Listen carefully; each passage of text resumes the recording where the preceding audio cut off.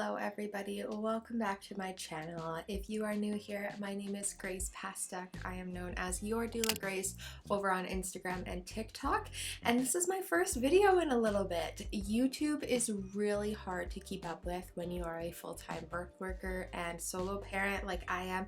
My partner travels for work, it's just me and my kiddo for quite a good amount of time, but recently we've made some adjustments where it has allowed me to be present here for you today.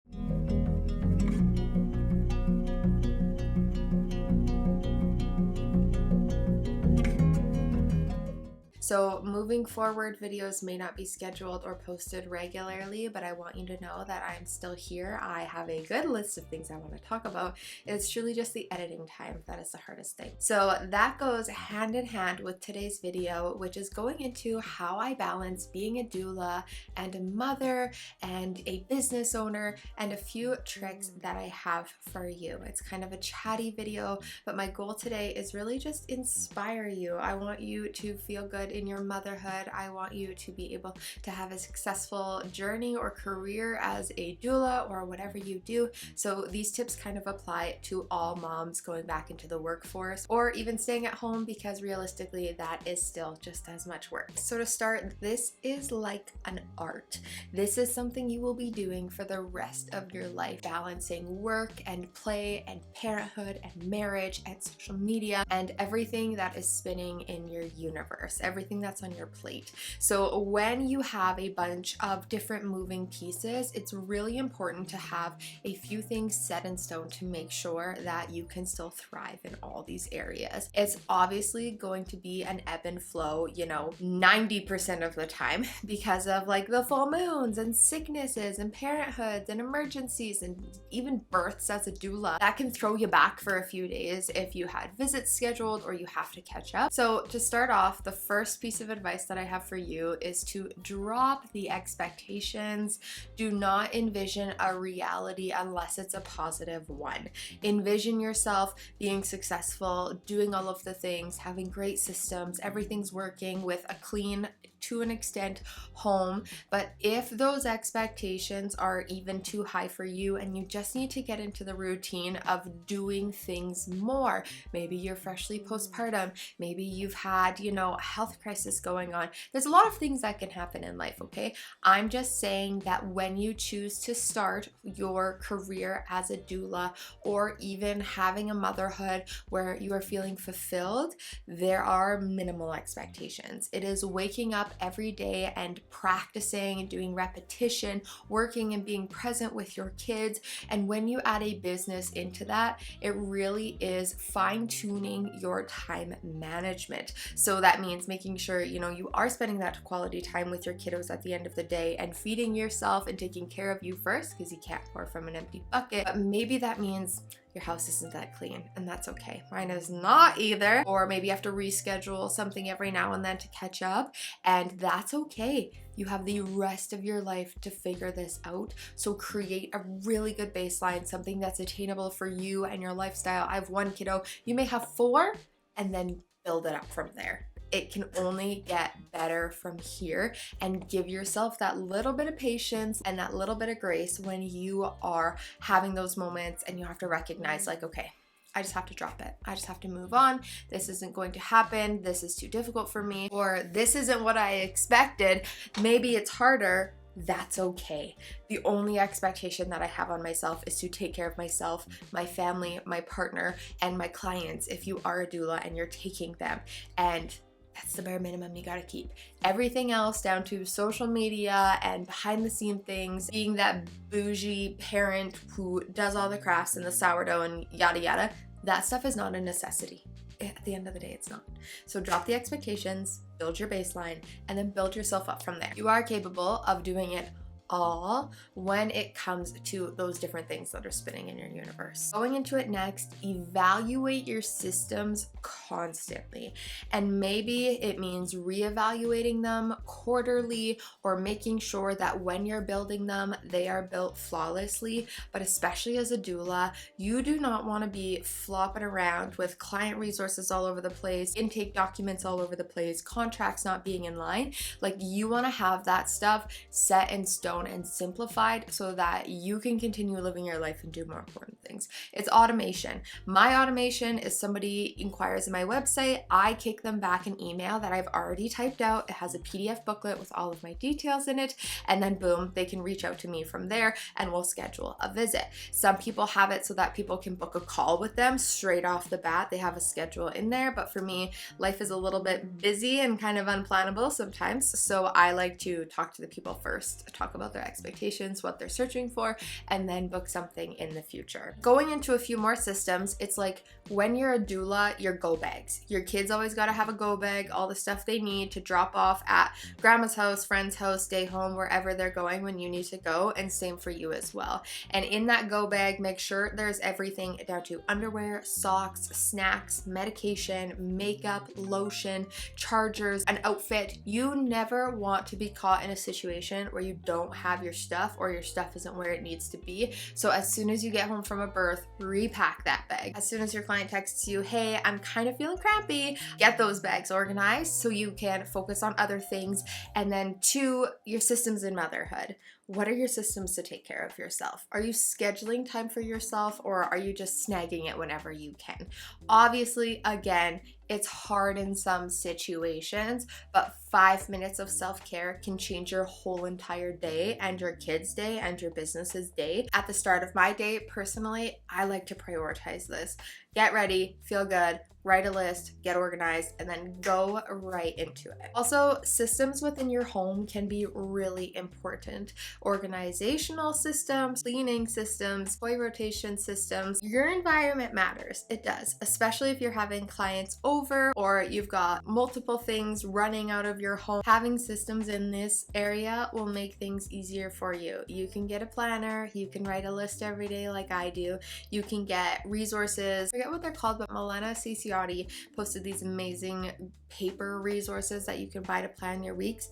Do it. Canva, do it. Because again, easier for you, easier for your family, easier for your business. You get where I'm going with this? When it comes to balancing this stuff, truly, especially for me, I have 2 businesses. I have Birth Pools by Grace, which is scheduling and connection and drop-offs and pickups and all of that, and I handle that. But if I didn't have automation like a great email system, it would be a heck of a lot harder. So that was an investment that I made. I also have a doula business, and I have over 35 moms in my care, as well as over 60 from postpartum that I'm still in touch with frequently. So that means when it comes to doing things, my time management's very crucial. I'm going through my texts every single week to make sure I'm not missing a thing. Emails, making sure I'm always on top of them. If you put something off and you think about it, you're wasting time because you could be that's my harsh mindset. That's my mindset. It might not work for everybody, but especially when it comes to tedious tasks, the one thing I have to do is call my bank that I've been putting off forever. But that's not an emergency, and that doesn't pertain to my businesses. It's just updating things. So you see, priority list. What's important? Make your systems flow to them, cater to them frequently, and then drop your expectations if they don't happen, and then just get right back into it continuously after that. Next is realign in every season, like a big evaluation. Look at, am I living the life that I really want to live? Am I being the mom that I truly want to be? Am I being the doula that I really envision myself being and supporting the families that I really want to help support? And if you feel like things are off, realign them. Take your time to realign them well. It's okay if they sway. It's okay if you fall back on things.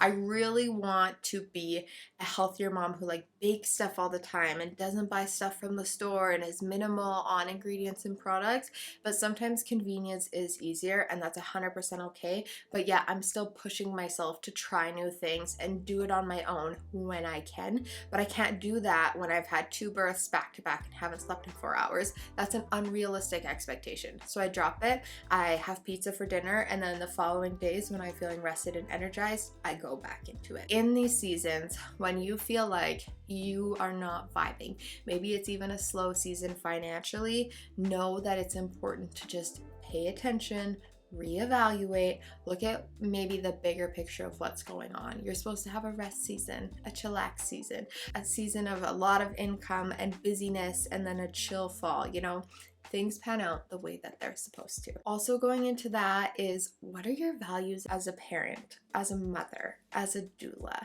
Do you value your clients because they are paying your bills, or do you treat them with a pessimistic attitude? And so that can even be like, oh, I'm so frustrated with my clients, I'm so annoyed with them, or little nitty-gritty things. And that puts out bad energy, bad vibes towards the people that are supporting your business. So really, I've had to train my brain to be positive, to be encouraging, to be patient, and to be a listening ear. And it's this term like a leaky faucet. If you are being a leaky faucet in your values, and you really want to be a person that people come to, people trust, people respect, people want to be involved in, you have to look at the language that you are putting out into the world. Because if you put out those bad vibes, they're going to come back to you. And I felt like for a little bit of time on YouTube, I was not putting out bad vibes, but I was dealing with bad comments in a negative way that just wasn't kind. And it's so much easier to delete and block people. So much easier.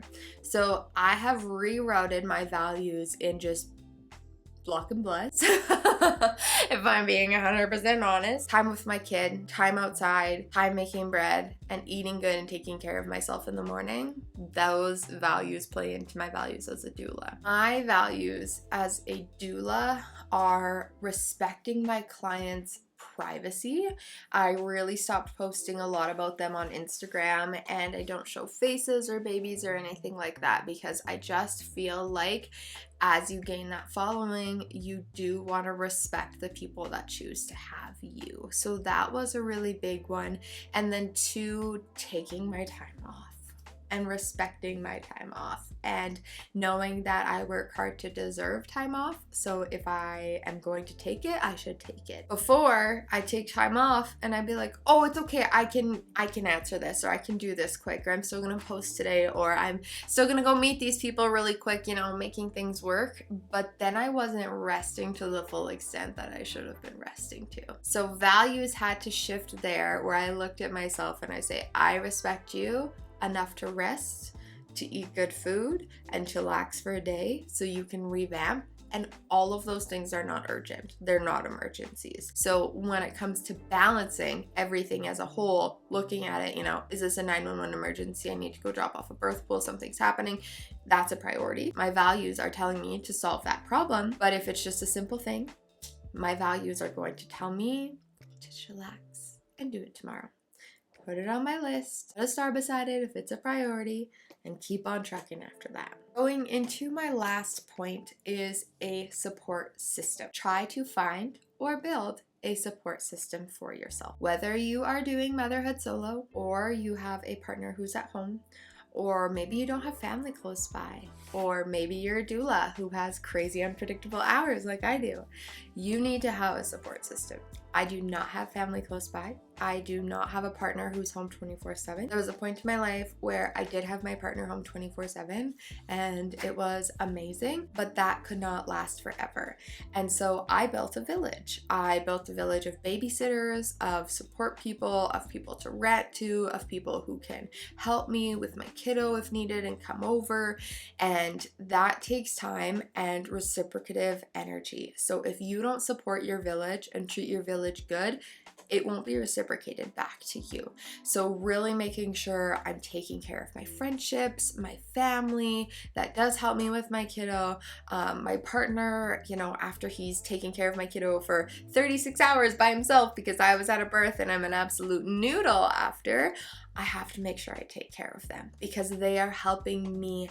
And yes, it's his job to parent too, but even as a parent, when he goes away for a week, once he gets home that first night, I'm like, I'm having a bath, I'm reading a book, just give me 5 hours of no Spider-Man songs or toddler things, and I will be revived. Really just get down to creating that support system and be brave. Like, help other moms, do a childcare exchange. Ask your people to follow your boundaries when your child's being watched. Obviously, you have to, set the expectation. And that's why I really enjoy having people come to our home to watch him instead. But also, having a great day home or daycare can change your life. It is not a bad thing to send your child to childcare when you find a good childcare practitioner that works for your family. I felt a lot of guilt about this for a long time, but I realized that I was burning myself out. Once my partner was back at work, I couldn't do posting and socials and YouTube and TikTok and big client load and systems and values and eating and taking care of myself and sleeping. Like, all of those things that were going on in my space, I was giving 15% to all of them because I was adapting, and that took time, and I had to look at our systems and what worked and what didn't, and I'm still doing that 5 months in. Like, I should know by now. I probably should order HelloFresh for us for dinners. It's so easy. It's so helpful. It's not sponsored by them. That's just me saying I've used them before and I know how helpful they are, and it can be something that's so convenient that makes it easier on everybody, on those weeks where things are going very unsmooth or it's just hard to make dinner. Now that he is in childcare and I am able to plan time to do things on my own, edit, take care of my home, take care of myself, take care of my clients and visits, I'm not away on the weekends as much. I'm more present when he gets home from daycare because I've done my stuff all day. I can be an amazing kick butt mom all day long, and I'm tired at the end of the day, and I can still put in that energy, but it's not the same. Or sometimes I'm a rock star mom from 4 p.m. to when we go to bed because I have solved all my problems, the things that were, on my mental load or that I needed to handle, or my home. Mike had an amazing day at day home with his friends who he loves, and now we have our bonding time together where I'm not grabbing my phone and looking at social media or answering emails. And that doesn't happen all the time. There definitely are times where I have had to put a show on so I can do a consult call. You gotta make it flexible, guys. You gotta find what works for you.